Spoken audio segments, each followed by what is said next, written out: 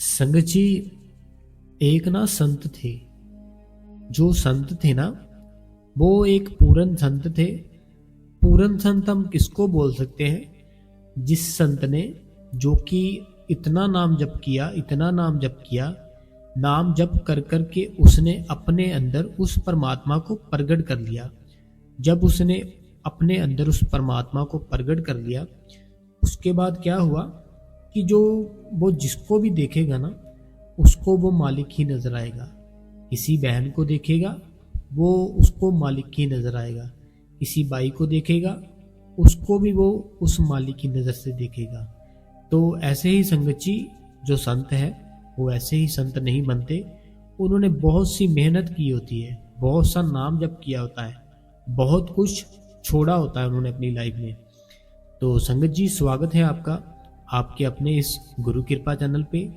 जो भी संगत इस चैनल पे नहीं है, हमारी दोनों हाथ जोड़ के आपसे यही विनती है कि संगत जी, आप इस चैनल को सब्सक्राइब कीजिए, बेल नोटिफिकेशन को ऑल पे कीजिए, कमेंट बॉक्स में राधा स्वामी और अपने शहर का नाम लिख दीजिए, राधा स्वामी जी। संगत जी, जैसे मैंने बताया कि एक ना संत थे। वो संत, जैसे कि हमें मान लीजिए हमने बहुत सा नाम जप किया, हमने इतना नाम जप किया, इतना नाम जप किया कि अपने अंदर हमने उस परमात्मा को प्रकट कर लिया। जब हमारे अंदर वो परमात्मा आ जाता है ना, जब हमारे अंदर वो परमात्मा आ जाता है, फिर हमें सब जगह वो परमात्मा ही नजर आता है। चाहे कोई गोरा है, चाहे कोई काला है, चाहे कोई बच्चा है, चाहे कोई बूढ़ा है, चाहे कोई लड़की है, चाहे कोई लड़का है, हम जिसको देखेंगे हमें उसी में से वो परमात्मा नजर आएगा। चाहे वो जैसा भी है आपके साथ, चाहे वो बुरा भी कर रहा है आपको, चाहे वो गालियां दे रहा है, मारपीट कर रहा है, लेकिन आप बिल्कुल मस्त, बिल्कुल नॉर्मल रहोगे। क्यों? क्योंकि आपको उसमें से परमात्मा नजर आ रहा है। ऐसा होगा कब? जब आप हर टाइम नाम जप करोगे, हर टाइम नाम जप करते रहोगे, करते रहोगे, करते रहोगे, फिर आपके अंदर वो परमात्मा प्रकट हो जाएगा। प्रकट होने के लिए एक ही तरीका है, वो है नाम जप का। नाम जप आपने हर टाइम करना है, उसको छोड़ना नहीं है। और आपके अंदर ना संगत जी, इतनी तड़फ होनी चाहिए मिलने की, इतनी तड़फ होनी चाहिए बहुत सी, कि आप हर टाइम उसके बारे में सोची जा रहे हो, उस परमात्मा के बारे में सोची जा रहे हो। तो खाना खा रहे हो, उस परमात्मा के बारे में सोच रहे हो। सोने लगे हो, उस परमात्मा के बारे में ही सोची जा रहे हो। जैसे सुबह उठे, उठते सार ही अपना ख्याल उस परमात्मा के साथ ही जोड़ दिया। धूप में चल रहे हैं, परमात्मा का शुक्र कर रहे हैं। छांव में चल रहे हैं, परमात्मा का शुक्र कर रहे हैं। अंधेरे में चल रहे हैं, परमात्मा का शुक्र कर रहे हैं। लो में चल रहे हैं, परमात्मा का शुक्र कर रहे हैं। देखना फिर आपकी जो लाइफ है कितनी चेंज हो जाएगी, आप सोच भी नहीं सकते। ज़्यादा आपको क्या करना है कि आपने उसको पाने के लिए बिल्कुल तड़फना है। आपको ना एक छोटी सी मैं साखी सुनाता हूँ। एक पूरन संत थे। वो जो संत थे हर टाइम नाम जप करते रहते थे।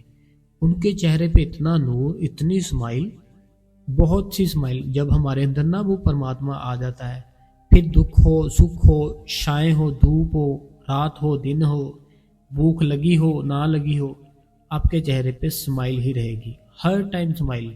बदन पे कपड़े हैं, स्माइल रहेगी। बदन पे कपड़े नहीं है, स्माइल रहेगी।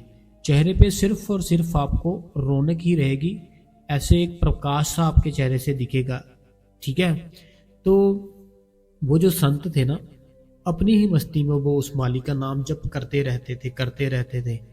मालिक का नाम जप करते रहते थे। उनके पास से ना एक लड़का जो कि रोज गुजरता था, उनके पास से एक लड़का रोज गुजरता था, रोज ही गुजरता था। उनको देखता था कि इनके चेहरे पे इतनी रौनक, और मैं जब भी देखता हूँ जो उस मालिक का नाम जप कर रहे होते हैं, तो क्यों ना मैं भी इनकी तरह उस मालिक का नाम जप करूँ, और जो मेरा चेहरा है इस पे भी थोड़ी सी चमक आ जाए, रौनक आ जाए। तो संगत जी, वो लड़का क्या करता है, वो जो संत थे ना, उनके पास चला जाता है। उनके पास चला जाता है, उनको नमस्कार करता है, बुलाता है। बुलाने के बाद, उनकी रिस्पेक्ट करने के बाद उनको बोलता है कि मैंने ना, जैसे आप हो वैसे बनना है। मैंने अपने चेहरे पे जैसे आपके चेहरे पे चमक है ना, वैसी सेम चमक लानी है। और जो आप नाम जप करते हो, मैं वो नाम जप करना चाहता हूँ। तो मुझे आप रास्ता दिखाए और बताए वो कैसे करना है, क्या करना है, और आप कौन सा नाम जप करते हो, मेरे को सब बताओ। तो वो जो संत होते हैं ना, संगत जी, वो उसको बोलते हैं लड़के को, अभी आप ऐसा करो, अभी आप ना जाओ, तो आप 3 से 4 दिन बाद आना मेरे पास, लेकिन आना आप सुबह, तो फिर मैं बताऊंगा आपको क्या करना है। वो लड़का बोलता, अभी क्यों नहीं बता सकते?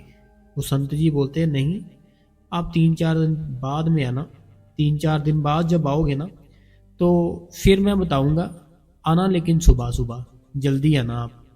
लड़का बोलता है, चलो ठीक है, जैसे आप बोल रहे हो, आपकी बात मान लेते हैं।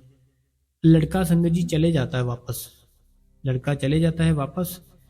उसके बाद क्या होता है कि 3 से 4 दिन जैसे होते हैं, वो लड़का सुबह सुबह जल्दी उठता है। वो साधु जी के पास, जो संत जी थे, उनके पास चला जाता है। संत जी के पास जाने के बाद उनको बोलता है कि हाँ जी, बताइए, आपने मुझे बुलाया था तो मैं आपके पास आ गया हूँ। अभी आप मुझे को वो जुक्ति बताओ, वो विधि बताओ नाम जप करने की, और कौन सा नाम जप करते हो, मेरे को वो नाम भी बताओ। तो संगत जी, वो साधु जी होते हैं ना, जो वो बोलते हैं कि पास ही ना एक नदी है, मैंने वहाँ पे ना नहाने के लिए जाना है, तो चलो मेरे साथ, पहले नहाया जाए फिर बात करेंगे।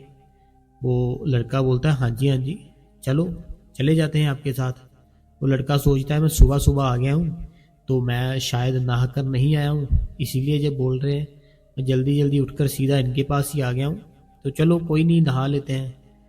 तो वो लड़का था ना जो संगत जी, वो लड़का उस नदी में चले जाता है, और जो संत थे वो भी उस नदी में चले जाते हैं। तो जैसे ही वो लड़का एक डुबकी लगाता है, वो जो संत जी होते हैं ना, उसके सर पर हाथ रख देते हैं अपना, और उसको नीचे ही डुबा के रखते हैं। पहले 5 सेकंड, फिर 10 सेकंड, फिर 1 मिनट, 1.5 मिनट। जब वो लड़का पूरी तरह से फड़फड़ाने लगता है, तड़फने लगता है, अपनी जान की भीख मांगने लगता है, उसकी सांस लेनी मुश्किल हो गई थी, सांस नहीं ले पा रहा था, फिर उसको जो वो संत होते हैं ना, अपना हाथ उसके सर से हटाते हैं और वो नदी से बाहर आ जाते हैं। नदी से बाहर आ जाते हैं। अब वो जो लड़का होता है, वो लड़का वो संत जी को इतना बुरा बुरा बोलता है, बहुत ही बोलता है। बोलता है कि मैंने तो आपको क्या समझा था, आप क्या निकले, आपने तो मेरे को नीचे डुबा दिया, आपने बोला था नहाना है, लेकिन आपने मुझे नीचे डुबा दिया। अब 1 सेकंड और ना जाते, मैं बाहर ना आता तो पता नहीं क्या हो जाना था, मेरे से तो सांस नहीं ली जा रही थी। आपने ऐसा क्यों किया? आप तो हो ही फ्रॉड हो, आप धोखेबाज हो। मुझे तो पहले ही शक था आपके ऊपर कि आप सच्चे संत नहीं हो, लेकिन मुझे जो आपकी चेहरे पे रौनक थी, चमक थी, वो खींच के ले आई, इसीलिए मैं आपके पास आ गया। तो मुझे अब कुछ नहीं करना आपसे, अभी कुछ नहीं चाहिए। तो फिर वो संत जी होते हैं ना, वो फिर बड़े ही प्यार से मुस्कुराहट, स्माइल करते हैं, तो हंसते हैं थोड़ा सा उस लड़के की ओर देख के। अब जो लड़का होता है ना जे उस संत जी से पूछता है कि आखिर आप हंस क्यों रहे हो मुझे देख के, मैं आपको इतना बड़ा बुरा बोल रहा हूँ और आप हो कि हंसी जा रहे हो, तो मेरे को बताओ, बात तो बताओ मेरे को। आप तो चलो डुबा दिया मेरे को, वो अलग बात है, लेकिन हंस क्यों रहे हो अब मेरे पे? तो वो संत जी उस लड़के को बताते हैं कि जो तुम मेरे से चीज मांग रहे थे, जो चीज तुम अपने अंदर प्रकट करना चाहते थे ना, तुम अभी उसके लायक बिल्कुल भी नहीं हो। मैंने यही चेक करना था, लेकिन तुम उसके लायक अभी हो ही नहीं, तो तुम्हें अभी कुछ टाइम लगेगा, फिर तुम उस चीज के लायक होगे। वो लड़का बोलता, वो कैसे? मैं तो आपको बोला था मुझे नाम जो जब करते हो मुझे नाम दो, मैं जब करूँगा। तो संत जी बोलते हैं उनको, सबसे पहली जो चीज़ कि आपने पानी से बाहर निकलते ही मुझको इतना बुरा बोला, आपको तो मेरे पे विश्वास ही नहीं है। अगर उस मालिक को हमने पाना है ना, अगर हमने उस मालिक को पाना है अपने अंदर, हमें सबसे पहले उस विश्वास को पक्का करना है। लेकिन तुम्हारा तो विश्वास ही नहीं है, तूने अभी कितना बुरा बुरा बोला मुझे। देखो, वो लड़का अभी शर्मिंदा होता है थोड़ा सा, तो बोलता है मुझे माफ़ कर दो, मुझे इन बातों का नहीं पता था, मुझे गुस्सा आ गया था। फिर वो संत जी उस लड़के को कहते हैं कि जो मैंने तुझे जब डुबाया था ना, जब तुम्हारी बिल्कुल ही तुम्हारा मुश्किल हो गया था सांस लेना, जब तुम्हारे अंदर ऐसी तड़फ बन जाएगी ना, जब तुम्हारा बिल्कुल लास्ट था ना कि सांस नहीं ले पा रहे थे, मैंने अपना हाथ उठा लिया था तुम्हारे सिर से। तो जब तुम्हारी जिस दिन ऐसी हालत हो जाए उस मालिक के बिना, तब तुम मेरे पास आना, फिर मैं तुम्हें नाम दूंगा, फिर जप करना, फिर तुम्हारी जो बात है बहुत ही जल्दी बनेगी। तो अगर ऐसे ही मेरे से नाम लेकर जप करना शुरू कर दोगे, जपोगे, कुछ हासिल नहीं होगा, कोई बात नहीं बनेगी, कोई चेहरे पे रौनक नहीं आएगी, कोई चमक नहीं आएगी। लेकिन जिस दिन जब तुम्हें जो तड़फ रहे थे उतनी तड़फ जागेगी ना तुम्हारे अंदर उस मालिक से मिलने की, उस परमात्मा के साथ मिलने की, तब मेरे पास आना, तब देखना जो मैं नाम दूंगा आपको वो सिमरन करना, फिर कितनी जल्दी वो मालिक तुम्हें मिलेगा। तो जो आपको मैंने ये आज बात बताई ना, इस बात से हमें एक चीज़ सीखनी चाहिए कि हमें जब नामदान नहीं मिला था, हमें क्या इतनी तड़फ थी नाम लेने की, या हमने ऐसे ही ले लिया कि घर में सब ने लिया है नामदान, चलो हम भी ले लेते हैं।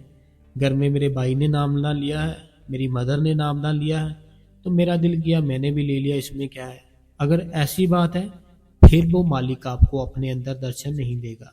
लेकिन जैसी उस संत जी ने उसको लड़के को बात समझाई कि हमारी जो सांस है वो सांस लेनी औखी हो जाए कि तेरे दर्शन चाहिए, अब सांस लेनी औखी हो जाए तेरा नाम चाहिए, अब सांस लेनी औखी हो जाए कि अब तो दृष्टि डाल दे अपनी मेरे पे, मुझे अब तो एहसास करा दे अपना। तब वो मालिक आप पे दया करेगा, मेहर करेगा, वो बख्शेगा आपको, क्योंकि आपके कर्म इतने बुरे हैं। आप भजन सिमरन जितना मर्जी कर लो, आपके तब भी पूरे नहीं हो सकते। लेकिन हमारा मालिक बड़ा है, वो हम पे तरस खाता है, तरस खाने के बाद हमारे बुरे कर्म काटता है और हमारे अंदर प्रगट होता है और हमें दर्शन देता है। तो हमें अपने अंदर तड़फ पैदा करनी है, विरहा पैदा करना है, उसके लिए आंसू बहाने हैं, उसके लिए हमने रोना है कि मालिक हमें आज तो दर्शन दे। चलो वैसे पता क्या है, जैसे आप रात को या सुबह जैसे जब भी बैठते हो, मुझे कोई प्रॉब्लम नहीं, जब भी बैठते हो ना आप, जब बैठोगे भजन सिमरन पर, सबसे पहली बात आपको खुशी होनी चाहिए, एक ना चाव होना चाहिए। जैसे मान लीजिए आपके दोस्त की शादी है, दोस्त की शादी है, शादी पे जाने के लिए जो आप तैयार हो रहे हो ना, आपके मन में जो चल रहा है अजीब सी एक खुशी, अजीब सा ही माहौल, जाके मैं ये करूँगा वो करूँगा, नाचूंगा खाऊंगा पीऊँगा, ये एक ना अजीब सा ही माहौल होता है अपने मन के अंदर। ऐसा माहौल होना चाहिए आपके अंदर जब आप सिमरन पर और भजन पर बैठते हो। एक अलग ही चाव, एक अलग ही खुशी जो कि आपको बैठने से मिलेगी, बड़ा ही आपको आनंद मिलेगा, बड़ा ही सुख मिलेगा। लेकिन जब जिस दिन आपको ऐसी अवस्था आ जाएगी ना, तब मिलेगा। और अवस्था आएगी कैसे, जब हम रोज बैठेंगे, चाव से बैठेंगे, ये नहीं आलस से बैठेंगे, ये नहीं कि बस एक टेम्परेरी सा टाइमिंग का है, उसको टाइमिंग पूरा कर ले, इतनी देर बैठना है फिर उठ जाएंगे। अगर ऐसी ऐसी बातें सोच के बैठोगे, मालिक नहीं आएगा। जिस दिन चाव से बैठोगे ना कि हे मालिक तेरे दर्शन करने हैं, हे मालिक तू दया मेहर कर, आज तो दर्शन दे दे, आज तो मुझे अपने दर्शन दीदारे दिखा दे, आज तो मालिक मेरे अंदर प्रकट हो जा, आज तो कुछ सुना दे। जब ऐसी तड़फ आएगी ना आपके अंदर, जैसे वो लड़के की सांस भी नहीं ली जा रही थी, ऐसी तड़फ आएगी, फिर वो मालिक तरस खाएगा, दया करेगा आप पे कि अब इससे रहा भी नहीं जा रहा, तो क्यों ना इस पे दया मेहर की जाए। फिर वो मालिक आपके अंदर प्रकट होगा, आपको दर्शन देगा, क्योंकि वो मालिक ने आपको बनाया है, आपने उस मालिक को नहीं बनाया, उस मालिक ने आपको बनाया है और वो सब कुछ देख रहा है। जिसने जो चीज़ बनाई है ना, जिसने जो चीज़ बनाई है वो इंसान उसको देख सकता है। जैसे कि जो भी चीज़ें हैं ना, जिसने किसी ने किसी को भी बनाया है, वो इंसान उसका ओनर होता है और उसको देख सकता है, उस पर जो मर्जी ऑर्डर लागू कर सकता है। ऐसे ही उस मालिक ने हमें बनाया है, वो हमें देख रहा है, वो हमें समझ रहा है। हमने जो अभी 10 दिन आने वाले हैं ना, जो हमने 10वें दिन सोचना था ना, वो चीज़ भी उस मालिक को पता है कि इसने क्या सोचना है, ये क्या करेगा, क्या कर सकता है। ऐसी ऐसी बातें उसको पता है। तो इसलिए आपको हर टाइम उस मालिक के बारे में सोचना है। हम जिस इंसान के बारे में सोचते हैं वो इंसान हमारे बारे में भी फिर सोचता ही सोचता है। जैसे आपके साथ कई बार हुआ भी होगा ऐसे कि आप किसी इंसान के बारे में ना अभी सोच ही रहे हो, जैसे आपने उस इंसान के बारे सोचा उसी टाइम उसकी कॉल आ जाती है, उसी टाइम आपको उसी इंसान की कॉल आ जाती है जिसके बारे में आप सोच रहे थे। ये क्या हुआ, कैसे हुआ, आपने जैसे सोचा ना, आपने सोचा उसको दिल से, ऐसे नहीं, दिल से सोचा, दिमाग से सोचा। जब आपने अपने दिल से सोचा, दिमाग से सोचा, फिर आपकी ओर से उसको एक सिग्नल गया, आपकी ओर से एक उसको सिग्नल गया। जैसे उसको सिग्नल गया, उसको बहुत सी आपसी बहुत ज़्यादा आपकी भी याद आई। उसने उसी टाइम क्या किया, फ़ोन निकाला, आपको फ़ोन कर दिया कि क्यों ना भाई से या बहन से कुछ बात की जाए, कितने दिन हो गए बात किए। तो ऐसे ही अगर हम अपना जो ख्याल है, अपने जो विचार है उस माली के साथ ही जोड़ दें, तो वो माली क्या हमें नहीं कॉल करेगा वापस, क्या हमें नहीं दर्शन देगा, क्या हमें नहीं बुलाएगा कि हाँ बताओ क्या चाहिए, क्या बताओ तुम्हें क्या दुख है, क्या तकलीफ़ है। वो मालिक सब कुछ देने के लिए तैयार है, लेकिन हमारी जो झोली है वो हमारा कभी उसके आगे फैलाई ही नहीं है, अपनी झोली हमेशा बंद ही रखी है। तो हमें विश्वास है जो 100% रखना है और तड़फ रखनी है उस मालिक के लिए। जब तड़फ रखोगे ना, फिर वो मालिक बड़ी जल्दी दया मेहर करता है, बड़ी ही जल्दी कृपा करता है। तो संगत जी, अब जो टाइम हो चुका है वो टाइम हो चुका है जो संगत ने पिछली वीडियो में हमसे सवाल पूछे थे, उन सवालों का हमने इसी वीडियो में जवाब देना है। तो अब हम उन सवालों का जवाब देते हैं, ठीक है संगत जी। एक किसी ने सवाल किया है कि हमसे ज़्यादा देर तक नहीं बैठा जाता। देखो, ज़्यादा देर तक आपसे नहीं बैठा जाता तो फिर माँ मेरी बात सुनो। जैसे आप कहीं जॉब करते होगे, ठीक है, तो अगर आप जहाँ पे भी जॉब करते हो, जहाँ पे भी आप जॉब करते हो ना, तो अगर आप उस जॉब पे पूरा टाइम ही नहीं दोगे, उस जॉब पे पूरा टाइम ही नहीं दोगे, तो वो मालिक जो आपका ओनर है, जो वो मालिक आपको क्या वो सैलरी देगा पूरी? बताओ मुझे, वो सैलरी देगा? नहीं देगा। क्यों नहीं देगा? क्योंकि आपने टाइम पूरा नहीं दिया। जब आप टाइम ही पूरा नहीं दे रहे, फिर बताओ वो कैसे वो मालिक आपको सैलरी पूरी दे देगा। तो इसीलिए आपको जो भजन सिमरन है ना, तो आपको वो पूरा करना है। जब तक आप उस भजन सिमरन को पूरा नहीं करोगे, फिर वो मालिक कैसे दया मेहर करेगा। तो ऐसे ही अगला किसी ने सवाल किया है कि राधा स्वामी भैया जी, आपका सत्संग बहुत अच्छा होता है, भजन के मेरे पैरों के पंजों पर झुनझुन सी होती है तो हिलती हूँ। इन्होंने ये कहा है, जब हम भजन पे बैठते हैं तो मेरे जो पैरों के तलवे हैं इनमें थोड़ी सी झुनझुन सी होती है, तो मैं 20 मिनट ही बैठ पाती हूँ। तो देखो, पता क्या चीज़ है, हमारा जो ख्याल है, हमारी जो चेतना है, हमारा जो अंदर का सिस्टम है ना, हमने इस सबको जो दोनों आँखों के बीच में आज्ञा चक्र है उसको वहाँ पे लेकर जाना होता है, ठीक है, तीसरी आँख पे, जिसको थर्ड आइज बोलते हैं। तो जब हमारी जो सूरत है ना, वो धीरे धीरे हमारे पैरों से, हमारी टांगों से, हमारी बाजुओं से, पेट से, सब जगह से अब हमारी सूरत जब निकलती है ना, जब वो सूरत निकलेगी, फिर थोड़ी सी झुनझुन सी ऐसे फील होगा पैरों की तलियों में। तो आपका दिल करेगा पैर थोड़ा सा हिलाऊं, दिल करेगा उंगलियां हैं जो पैरों की, थोड़ा थोड़ा उसके साथ मूवमेंट करती रहूं, साथ साथ भजन करती रहूं। तो ऐसा अगर आप करना शुरू कर दोगे, फिर आपकी सूरत उस चीज़ में से कैसे निकलेगी।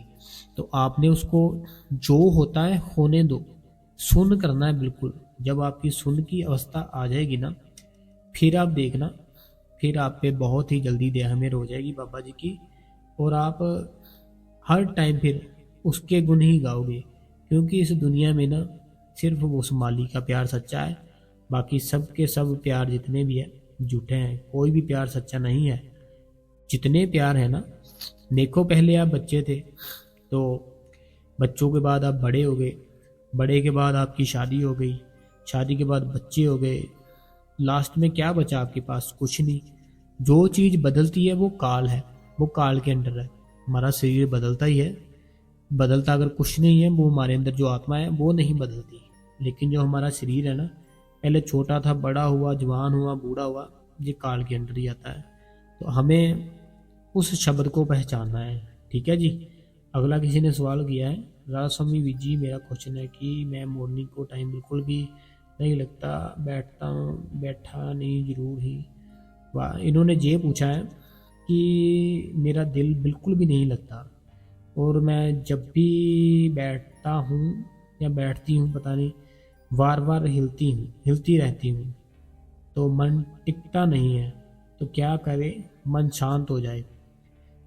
देखो पता क्या है, जब आपने भजन सिमरन पर बैठना है ना, आपके जो हाथ है, आपका जो फेस है, आपके जो पाँव है, ठीक है, इनको ना आपने, जो नॉर्मल पानी होता है ना ठंडा ना गर्म, जो ताज़ा पानी आता है, ठीक है, उस पानी से ना अपना फेस वॉश करो, अपने हैंड वॉश करो, जो आपके पैर हैं उनको वॉश करो। ठीक है, जहाँ पे आप बैठते हो वहाँ का जो माहौल है एकदम से क्लीन, साफ सुथरा होना चाहिए, बिल्कुल बढ़िया। ठीक है, और जो मैंने आसन बताया था ना कि आपने आसन पर बैठना है, फिर आप आसन पर बैठ जाओ और जो आपकी ड्रेसअप है ना, जो भी डाला है, अगर आपने बहुत टाइट सूट डाल रखा है, फिर आप बैठोगे नहीं, आराम से हिलते ही रहोगे। अगर आपने जीन्स डाली है, कुछ टॉप, कुछ भी डाला है ना जो बिल्कुल टाइट है, कि आप नॉर्मल तरीके से नहीं बैठ पा रहे हो, फिर आपका ध्यान नहीं लगेगा। आपको एकदम से लूज कपड़े डालने हैं, बिल्कुल लूज, जो कि आपको बैठने में कोई प्रॉब्लम, कोई तंगी ना दे। ठीक है, और एकदम से क्लीन हो वो कपड़े, कि वो कपड़े मैले ना हो, गंदे ना हो, और वो कपड़े हो सके तो उसी टाइम डालो जब आप भजन सिमरन करना है आपने। ठीक है, तो बिल्कुल क्लीन रखना, हर जगह सब कुछ साफ रखना है, और बार बार अगर हिलते हो, वो हिलना फिर बंद कर दोगे। ज़्यादा से ज़्यादा सिमरन करो, सिमरन में बहुत ताकत है, बाकी बाबा जी दया मेहर जरूर करेंगे। ठीक है जी। अगला सवाल देखते हैं किसी का है या नहीं। अगला सवाल है कि, एक मिनट, थैंक्स भैया जी। बाबा जी भजन बैठती हूँ तो मन के, इन्होंने ये कहा है कि मैं जब भजन पर बैठती हूँ तो जो कान बंद करने होते हैं ना, वो मैं कान बंद नहीं करती, क्योंकि आपने कहा था कि हमें बाहर की चीज़ें नहीं सुननी। देखो पता क्या चीज़ है, जैसे हम शहर में रहते हैं, वहाँ पे इतनी मोटर गाड़ियाँ हैं, मेरे घर के पास जैसे कि गाड़ियाँ निकलती रहती, सारी रात भी निकलती रहती गाड़ियाँ, बाइक ऐसे। ठीक है, तो तब हमारे कानों में जो आवाज़ है उनकी आएगी ही आएगी। अगर हम यही किसी गांव में हो, अगर हम यही किसी गांव में हो ना, जहाँ ना तो कोई गाड़ी है, मोटर है, बहुत ही शांत माहौल है, तो ना पंखे की आवाज़ आती है, ना कूलर की, ना एसी की, कोई भी आवाज़ बाहर की, अगर कोई ब्रेक सी आवाज़ भी आ रही है ना आपको, फिर आपको अपने कान बंद करने पड़ेंगे। अगर आपको बाहर से कोई आवाज़ नहीं आ रही, जैसे आपकी पानी की टूटी होती है, उस थोड़ी सी ढीली रहती है, पानी टिपकता रहता है, उसकी आवाज़ आ रही है, वो तंग करेगी। बाहर से कोई बाइक निकली, वो तंग करेगी।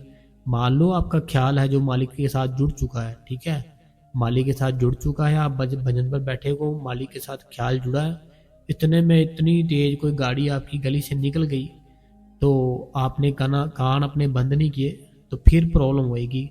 बाकी अगर आपका कोई घर ऐसी जगह है ना, जहाँ की माहौल ही बिल्कुल ऐसा है कि ना तो गाड़ी कोई निकलती है, ना कोई बाहर की आवाज़ आती है, पंखे की, कोई भी, फिर आप चाहे कान बंद ना करो, फिर आप ऐसे भजन पर बैठ जाओ बिल्कुल सीधे।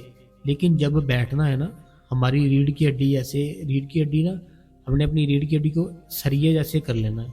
सरिया होता है ना जो लेंटर में डलता है, एकदम सीधा, एकदम सीधा, गर्दन सीधी, ऐसे बैठना है कि बैठ गए हम। अब हम उस मालिक का नाम जपेंगे और मालिक हम पे दया मेहर करेगा। तो देखना वो मालिक दया मेहर करेगा भी, और आप नाम भी जप करोगे और भजन भी करोगे। ठीक है संगत जी, आज का सत्संग और सवाल जवाब हम यही ख़त्म करते हैं। कल का सत्संग और सवाल जवाब सुनने के लिए आप संगत जी इस चैनल को सब्सक्राइब कर ले, बेल नोटिफिकेशन को ऑल पे कर दे, कमेंट बॉक्स में राधा स्वामी और अपने शहर का नाम लिख दे संगत जी। और संगत जी पता क्या है, कमेंट में जो भी आपने सवाल पूछना है पूछो, लेकिन मैं जो भी रिप्लाई दूंगा आपको अगली वीडियो में सुबह 7 बजे दूंगा। ठीक है, तो आप 7 बजे तक सुबह वेट कर लिया कीजिए। सवाल आपको पता ही है कि मैं जवाब देता ही देता हूँ। ठीक है, राधा स्वामी जी।